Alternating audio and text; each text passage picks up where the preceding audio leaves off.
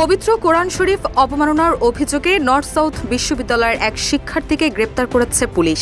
4 October মধ্যরাতে রাজধানীর একটি আবাসিক এলাকা থেকে তাকে গ্রেপ্তার করা হয়। আটক করা ওই শিক্ষার্থীর নাম অপূর্ব পাল। তিনি ওই বিশ্ববিদ্যালয়ের 8ম সেমিস্টারের শিক্ষার্থী। তবে কোন বিভাগের তা এখনও জানা যায়নি। এর আগে 4 অক্টোবর সকালে নর্থ সাউথ বিশ্ববিদ্যালয়ের ভেতরে ওই শিক্ষার্থী কোরআন শরীফ অবমাননা করেন বলে অভিযোগ ওঠে। এতে বিশ্ববিদ্যালয়ের শিক্ষার্থীরা প্রতিবাদ জানালে প্রশাসন দ্রুত পরিস্থিতি নিয়ন্ত্রণে আনে এবং অভিযুক্ত শিক্ষার্থীকে ক্যাম্পাস থেকে বের করে দেয়। এরই মধ্যে এই ঘটনার কিছু ভিডিও সামাজিক যোগাযোগ মাধ্যমে ছড়িয়ে পড়ে। ওয়ালটন এখন দেশের সীমানা পেরিয়ে পৌঁছে গিয়েছে 50টিরও বেশি দেশে। ওয়ালটন, ঘরে ঘরে বিশ্বজুড়ে।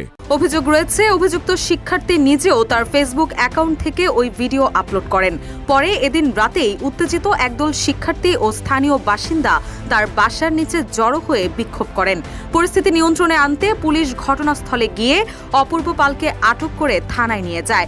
বিষয়টি নিশ্চিত করে ভাটারা থানার ভারপ্রাপ্ত কর্মকর্তা রাকিবুল হাসান বলেন, জনতার হামলায় আহত অবস্থায় অভিযুক্ত শিক্ষার্থীকে উদ্ধার করা হয়েছে।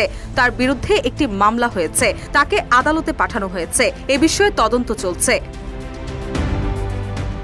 পুলিশ জানিয়েছে, অভিযুক্ত শিক্ষার্থীর ফেসবুক পোস্টের বিষয়বস্তু, উৎস এবং উদ্দেশ্য খতিয়ে দেখা হচ্ছে।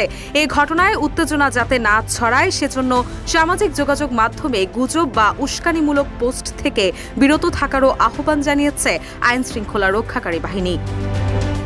রুশা সুর, নিউজ ডেস্ক, ইত্তেফাক।